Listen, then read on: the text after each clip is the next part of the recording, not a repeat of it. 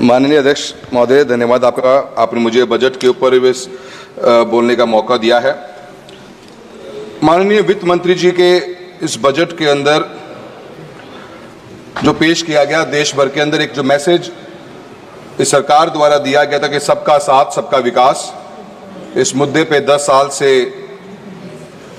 इस सरकार के अंदर है और इस बार का जो बजट पूरे देश भर में जो मैसेजिंग जाने का काम हुआ है, उसका एक ही मुझे लाइन लगती है कि जो हमारे साथ है हम उनके साथ हैं का बजट नजर आता है। सरकार कहीं न कहीं कुर्सी को बचाने के लिए इस बजट में जो घोषणाएं करी गई, जो बातें कही गई है, उससे देश का एक आम आदमी, मैं राजस्थान के प्रदेश से आता हूं, देश के अलग अलग कोने में बैठे हुए लोग मन में सोचते जरूर हैं कि इस देश में, इस बजट के अंदर इस देश के किसान के लिए क्या है, इस बजट में देश के युवाओं के लिए क्या है, इस बजट में देश के दलित और मजदूर के लिए क्या है, और सबसे महत्वपूर्ण बात यह है कि इस बजट में इस बदलते हुए हिंदुस्तान के लिए, इस विकसित भारत के लिए क्या है। जीडीपी की ग्रोथ रेट जो 23-24 में रही वो 8% के आसपास रही, सबने इसके बारे में बात कही है। पर मैं राजस्थान के चूरू लोकसभा क्षेत्र से आता हूं अध्यक्ष महोदय, किसान और किसानी की बात करूंगा। उन लोगों का साथ मिला है, उन लोगों का आशीर्वाद मिला है, कोई एक बार नहीं 7 बार मिला है, इसलिए उनके बारे में बात करूंगा। और कृषि की जीडीपी ग्रोथ रेट हिंदुस्तान के अंदर 1.4% रही। हाँ, 8% की बात करते हो, किसान और किसानी 1.4% रही। हमारे भी साथी ने बहुत बड़ा दिल करके बात कही कि शायद महाराष्ट्र को इतनी बड़ी जरूरत नहीं, पर राजस्थान को बहुत बड़ी जरूरत है। कुछ ऐसे बड़े प्रोजेक्ट्स, जिन प्रोजेक्ट्स के ऊपर राजस्थान के एक आम आदमी की नजरें हैं, एक आम आदमी इस बारे में सोचता था, विचार करता था, उसकी नजरें थी कि इस बजट में शायद हमें भी कुछ मिलेगा। वो बात जनता के मन में जो एक आस के रूप में थी, वो सिर्फ इस बात के लिए लेके नहीं थी कि जनता सोच रही थी, आप ही की सरकार, आप ही की पार्टी, जो भजन लाल जी हमारे मुख्यमंत्री महोदय थे, इस चुनाव के अंदर गांव गांव जाके इन बातों कही। ईआरसीपी के बारे में बात चली, 16 राज्यों को पीने का पानी मिलेगा, सिंचाई का पानी मिलेगा, यमुना लिंक का पानी, जो राजस्थान की शेखावटी बेल्ट की सबसे बड़ी एक आस की उम्मीद हम रखते थे, इसकी बात की सोचेंगे हम, जिसके बारे में क्लेम किया गया, भागीरथ का नाम दिया गया। चूरू, झुंझुनू, सीकर के अंदर 1 लाख हेक्टेयर की सिंचाई का पानी और सीकर जिले के लिए पीने के पानी की व्यवस्था का प्रोग्राम था। ये कोई चर्चा न यहां भारत के सरकार के बजट में दिखी और न ही कोई चर्चा राजस्थान के बजट में दिखी। इरिगेशन का प्रोजेक्ट सर कोई भी से 10 सालों के अंदर बड़ा इस देश के अंदर आया नहीं। हम किसान और किसानी की बात करते हैं, किसान की आय दुगनी करने की बात करते हैं। एक भी बड़ा big ticket canal project north part of Hindustan के अंदर के देखने को नजर नहीं आया।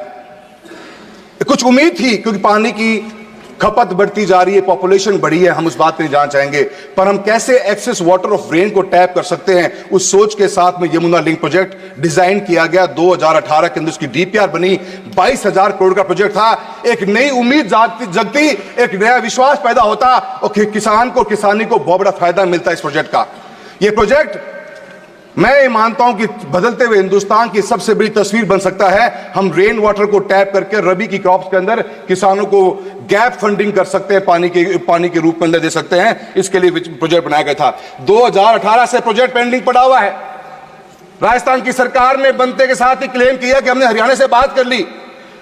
हरियाणा के उस समय के मुख्यमंत्री ने कहा कि हमारा भी एग्रीमेंट की कोई क्लैरिटी नहीं है, और इस बजट में हम उम्मीद करते रह गए कि 22,000 करोड़ का प्रोजेक्ट शुरू हो जाए तो जो एक्सेस वाटर या जितनी हमारे बाढ़ आती है, जो पानी हमारा वेस्ट जाता है अदर स्टेट्स में या नदियों के मार्फत या इंटरनेशनल बॉर्डर्स को क्रॉस कर जाता है, उस पानी को हम टैप करके राजस्थान जैसे क्षेत्र के अंदर, सर जितना बड़ा मेरा चूरू लोकसभा क्षेत्र है उतना बड़ा पूरा हरियाणा है। अगर ग्रीन रिवॉल्यूशन ने इस देश के अंदर खेती के रूप के अंदर और ग्रेन्स के रूप में जो मजबूती प्रदान हरियाणा और पंजाब ने करी है, एक next level of green revolution की रिक्वायरमेंट है, जहां पे हम ऑयल सीड्स और पल्सेस के ऊपर आज इंपोर्ट करने पे डिपेंडेंट है। अगर राजस्थान के क्षेत्र को पानी मिल जाता तो पूरे हिंदुस्तान का पेट भरने की ताकत रखता है चूरू लोकसभा क्षेत्र और पूरा शेखावटी बेल्ट। किसान की बात खेती की बात करूंगा सर, करो।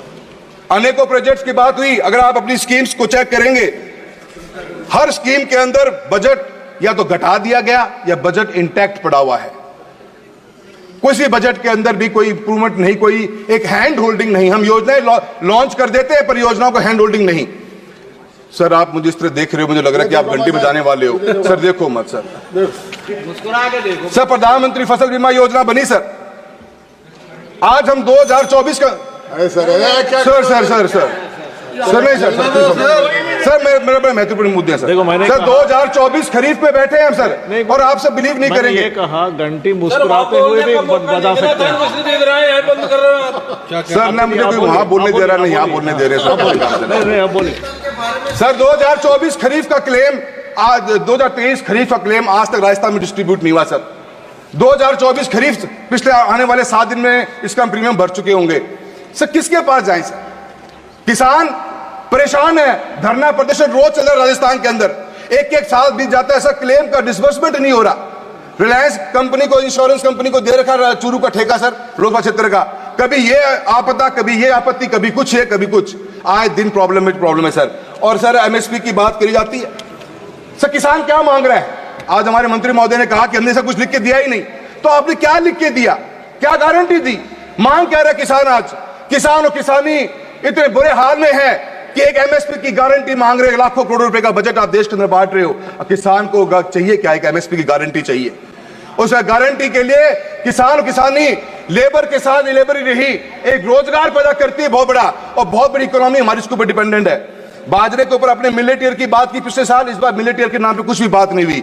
बाजरे की खरीद राजस्थान की सरकार सर आज तक भी नहीं कर पा रही है। आप बाजरे को मिलेट के रूप में शामिल करना चाहते हो। मेरे लोकसभा क्षेत्र में सर ग्वार सबसे बड़ा प्रोडक्शन होता है, और ग्वार को एमएसपी में शामिल करने के लिए मैं आपसे बात करना चाहूंगा सर। मैं please conclude please sir, please only one please. There are so many speakers here only, they're all sitting here.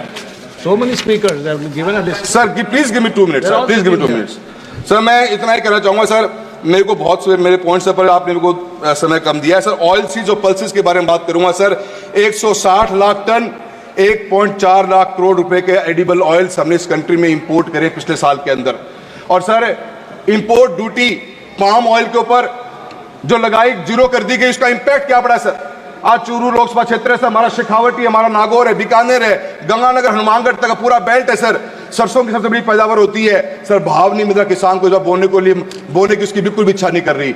हम कैसे बैलेंस आउट करेंगे इसका पता नहीं चल रहा सर। मैं आपने नेचुरल फार्मिंग की बात करी है, तो आपने 1 करोड़ सर्टिफिकेशन दोगे sir. Natural farming, zero budget farming, organic farming sir, कौन इसको परचेज करेगा? कोई मैकेनिज्म ही नहीं है हमारे पास में इसका। क्या आज किसान अपनी नेचुरल फार्मिंग को प्रोड्यूस को किसको जाके बेचेगा सर? उसका भाव मिल रहा है, नहीं मिल रहा मार्केट में, उसको कोई देखने वाला नहीं है सर। मेरा आपसे इतना कहना है कि सर पैसा स्कीमें बहुत सी बनी, अनेकों स्कीमें देश में बन के आई सर, आज तक उनका कोई हैंड होल्डिंग नहीं। सांसद आदर्श ग्राम योजना बना दी गई सर। एक योजना, एक गांव की विलेज डेवलपमेंट प्लान जब बना तो 22 करोड़ रुपए का प्लान बना। और सर चूरू लोकसभा क्षेत्र का उदाहरण देता हूं, 325 करोड़ रुपए मिलते हैं नरेगा के अंदर काम करने के लिए। एक सरपंच को एक साल में 1.25 से 1.5 करोड़ मिलता है काम करने के लिए। 1.5 करोड़ की लागत से वो 22 करोड़ की वीडीपी कब पूरी होगी? 22 साल बाद पूरी होगी सर। हम कैसे गाँव का विकास करा पाएंगे? आप सोच के देखिए बात को सर। आप अभी शिक्षा के बारे में इतनी बात चली है सर, चूरू लोकसभा क्षेत्र की बता देता हूं, एक छोटी सी बात सर, एक सर लास्ट टाइम बोलूंगा। अध्यक्ष महोदय लास्ट टाइम, अध्यक्ष sir ji please understand sir. अध्यक्ष महोदय मैं आपसे इतना कहना चाहता हूँ, यहीं से बड़ा लिस्ट आया है, यहीं से बड़ा लिस्ट आया। सर सब कॉपरेट कर रहे हैं, आप भी कर लो सर मुझे कॉपरेट। Please conclude. धन्यवाद दीपेंद्र जी, आपका सहयोग बहुत अच्छा लगा मुझे। मैं आपको इतना कहना चाहूंगा सर, योजनाएं बहुत सी हैं, उन योजनाओं पे काम नहीं हो पाते सर, हैंड होल्डिंग नहीं हो पाती, इसलिए योजनाएं फेल हो जाती हैं सर। आज ही राजस्थान के भास्कर की न्यूज है, 16,000 बच्चों ने स्कूल को ड्रॉप आउट कर दिया, गवर्नमेंट स्कूल्स को राजस्थान के चूरू में, सिर्फ इस बात के लिए कर दिया कि सर 1700 से ऊपर रूम्स की रिक्वायरमेंट चूरू अकेले के अंदर है, हजारों रूम्स की रिक्वायरमेंट है। और sir PM Shri, PM stars ऐसी योजनाएं चलाएगी, इनके बजट में कटौती कर दी गई सर। मात्र 1200 करोड़ रुपए की पीएम स्टार्स की स्कीम है, जहां पे हम रूम्स बना सकते हैं। सर जब तक हम दोनों चीजों को ऐड ऑन नहीं करेंगे कभी भी हमारे गांव तक विकास नहीं पहुंच पाएगा।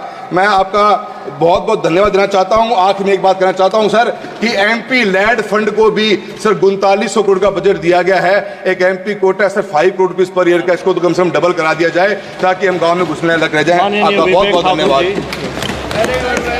बहुत बहुत धन्यवाद अध्यक्ष जी।